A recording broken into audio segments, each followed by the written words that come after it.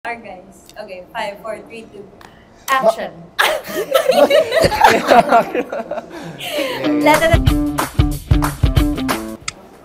First question. Yun na. Jeric. Master Jeric. EA. Siyempre, ako for me, nung una, siyempre si nanay, siyempre. Superstar yun eh. Di ba? Hindi ko alam paano ko siya i-approach, hindi ko alam paano ko siya kakausapin, hindi ko alam paano ako mag-open up ng topic para at least makapag-bonding kami off-cam and sa set. Ayun pala yung arrow. Oh, Jeric. Jeric. Oh, Jerry. Jeric, pare. Oh, syempre.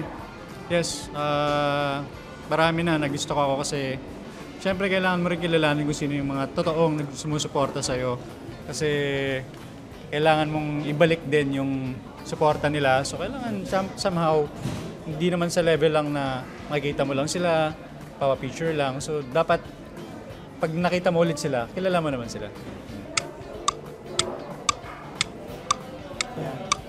Yeah.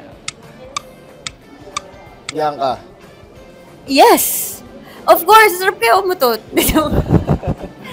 Yes! Ako hindi ko itatanggihan. Tsaka, as long as wala namang nakaamoy. At tahimik lang. Silent but deadly. Mas nakalap nun, maingay na, kumaho pa. Okay. Paano yun? Na-experience mo na ba yun? Kelvin naman, oh. Bianca ulit. Ay, gano'n. No. Kasi, hindi rin ako malabas na tao. So, I only go out or go to happenings wherein kailangan ng reservation or whichever, if ever it's an event or if someone invites me. Pero to use my fame just to get a reservation and to actually get other people out of the line, I don't do that. I'd rather na pumila ako ng totoong pang ilan ako. Kahit pa pang 12 ako, I would rather wait in line.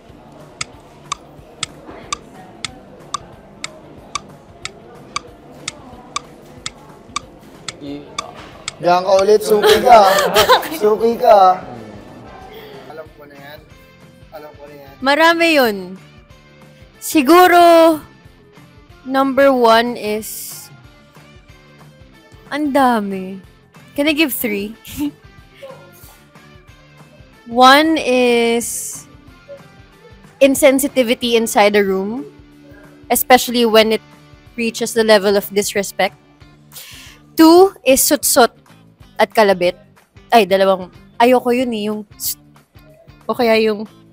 Ganun. Oo. Yung may hukay, yun. Pet peeve ko yun. Tsaka, 3, yung... 3, yung hindi nagliligpit ng plato pagkatapos kumain. Sa tingin ko lalagpas na. Bianca na uli yan. Bianca yan. Bianca. Yan! Last week. Kasi uwi na lang ako, uwi na lang ako para matulog, maligo. Usually, pagka uwi ko, ligo lang, tapos tulog na kagad eh. Wala na ako ibang nagagawa sa room ko. Mas nakapag-stay na ako sa labas, sa work, sa gym, bahay, pahinga lang. Oh, suki ka talaga, B. Tanggapin mo na. Nasa iyo ang ruleta. Sige. That's a wonderful question. Wait. Let me...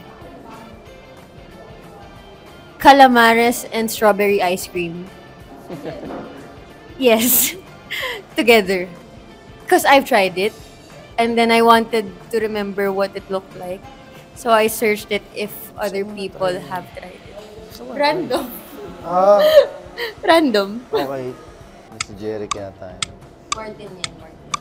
Yay. Pare, EA Sports. Siya may-ari nun. To the game.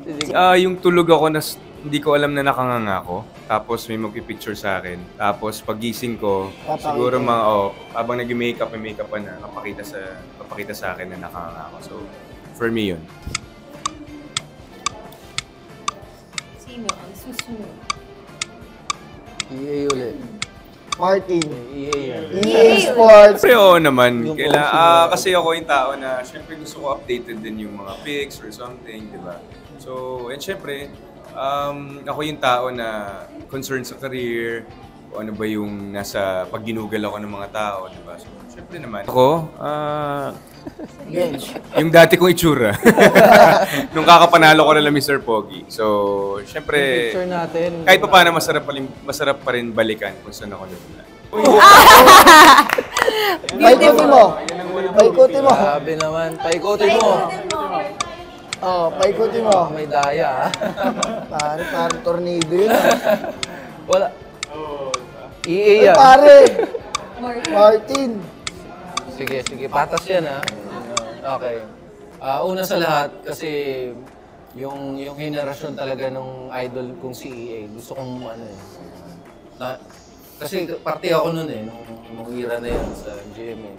Tapos naman yung sumunod naman, syempre si Kelvin, kasi nung una kami nagtatrabaho naman, sabi ko, ayos to, bagets. Pausbong na to, sabi ko, iba rin yung... Iba yung era niya sa amin. Talbos. Pero nung nagsushoot na kami lately, si Jeric naman. Iba to matinig to, kaya habulin to, kaya sabi ko gusto ko rin naman ma-experience yung ganun. Ayun, silang tatlo yun. Mananambal, coming this February 19 in cinemas nationwide.